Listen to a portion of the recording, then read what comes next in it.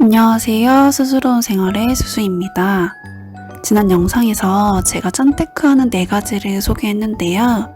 그 중에서 제가 가장 추천하는 방법이 SNS 활용하기였어요.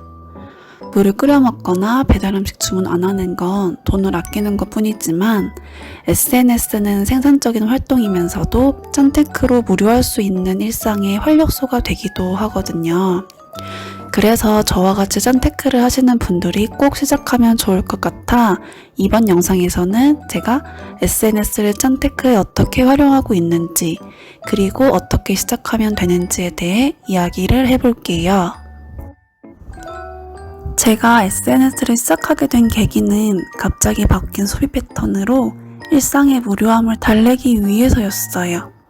저희 부부는 결혼 전 8년 연애를 하는 긴 시간 동안 지금과는 다르게 먹고 싶은 거 먹고 옷이나 신발처럼 오래 쓰는 건 더 좋은 거 사고 주말이면 여행 다니면서 이게 행복이지 생각하고 지내왔는데 막상 결혼 준비를 하면서 앞으로의 계획을 세우다 보니 현재만 즐겨서는 더 나은 삶을 살 수 없을 것 같아 경제관념을 180도 바꾸기로 결심했어요.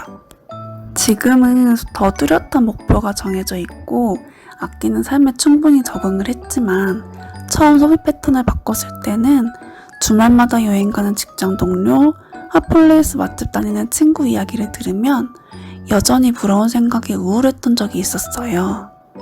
그래도 주변 사람들의 말에 휘둘리지 않고 매일 퇴근 후 남편과 경제 채널 유튜브를 보면서 계획했던 목표만 생각했고 더불어 돈이 들지 않는 취미를 찾아서 무료한 일상을 채우고 싶어 시작하게 된 게 바로 SNS였어요.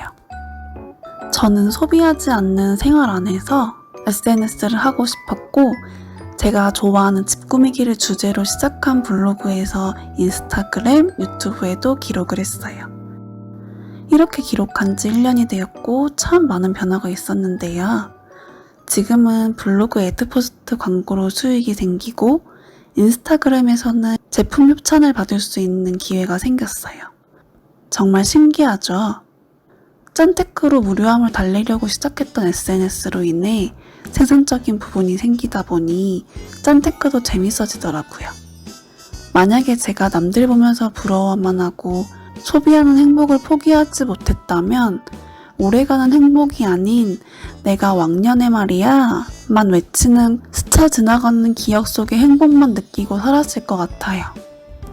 근데 영상을 보시면서 좋아하는 게 있었으니까 저렇게 할 수 있는 거지 나는 좋아하는 게 없는데 라고 생각하시는 분도 계시죠? 저도 이런 생각을 한 적이 많아서 아주 잘 알아요. 영상 보시는 분들 중에 저처럼 짠테크를 하시는 분들이 많을 것 같아 저와 같은 분들이 SNS를 시작할 때 어떤 주제로 하면 좋을지 생각을 해봤어요. 예를 들면 점심값 아끼기 위한 점심 도시락 기록, 내가 하루에 얼마를 사용했는지, 어떻게 돈을 아꼈는지에 대한 기록, 돈을 아끼기 위해 시작한 행동을 기록하기, 돈을 어떻게 관리하는지 기록 등 공통된 한 가지를 쭉 기록해 보는 거예요. 취미나 좋아하는 게 없어도 원하는 목표를 향해 하나씩 실천하고 있는 것 중에 하나를 주제로 SNS를 시작하시면 돼요.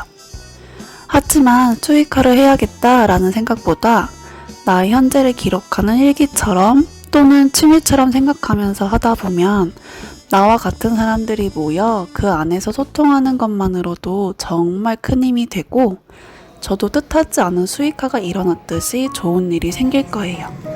따로 시간을 빼서 SNS에 몰두하기보다 출퇴근 시간을 활용해서 하루에 30분 정도 나의 현재를 기록하면 SNS는 시간 낭비가 아니라 어쩌면 나에게 가장 큰 자산이 될 수 있는 것도 같아요. 제가 유튜브를 시작한 것도 이와 같고요. 남에게 보여주기식이 아닌 나의 성장을 위한 SNS 시작하기가 도움이 되셨길 바라며 다음에 또 뵐게요. 시청해주셔서 감사합니다.